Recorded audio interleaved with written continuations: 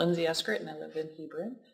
And this last May, May of 17, I was showering and I felt a lump, and I had plans for that weekend, and I'm kind of a worrier, so I thought I better just run to the doctor. So I was able to get an appointment first thing the next morning, and they got me in, did the test, did the mammogram, and said they didn't necessarily know if it was anything, but I should probably have some more tests done. So I was able to get in, get some other tests done, and they didn't know anything at the test. They did some biopsies. I had a couple different ones done.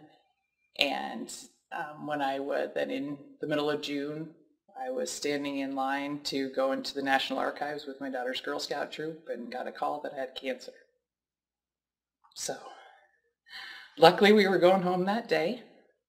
It was the longest plane ride I've had, and unfortunately my daughter knew what was going on.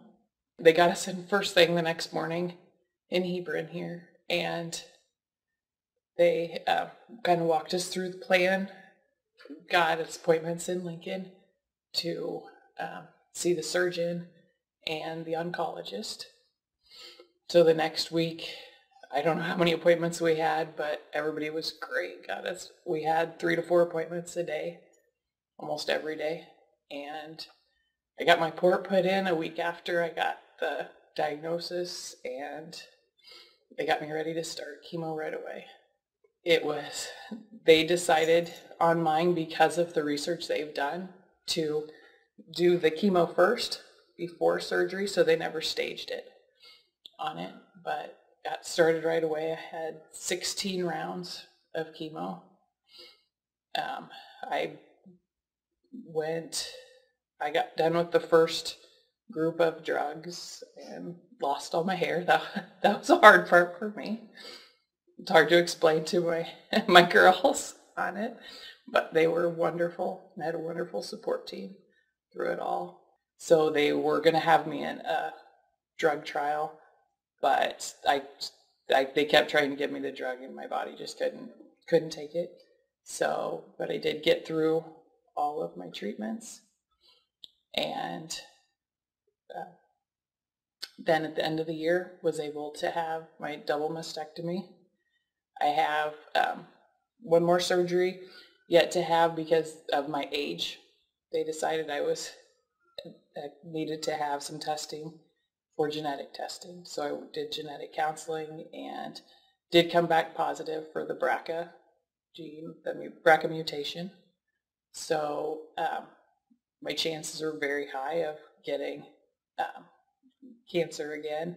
So that was why we did the double mastectomy. And then I will have a hysterectomy. And I was at the med center last week. I met the most wonderful doctor. She spent an hour and a half with me going through everything, answered every question I could come up with, and many I hadn't even thought of. I was so happy when I left there because it just made me feel really good to just meet with somebody who knew what was going on, and so very happy for that. I will go back for that in a couple months here. They're very busy up there, so kind of hard to get into, but they're great people. So that will be coming up next.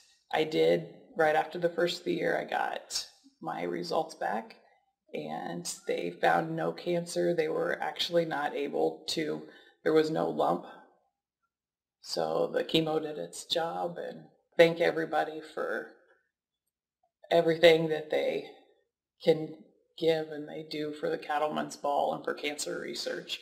You never think that it's going to happen to you, but I had big plans for when I turned 40, and I ended up, all I wanted to do was be there for my kids. I wanted to be there to see them graduate, see them get married,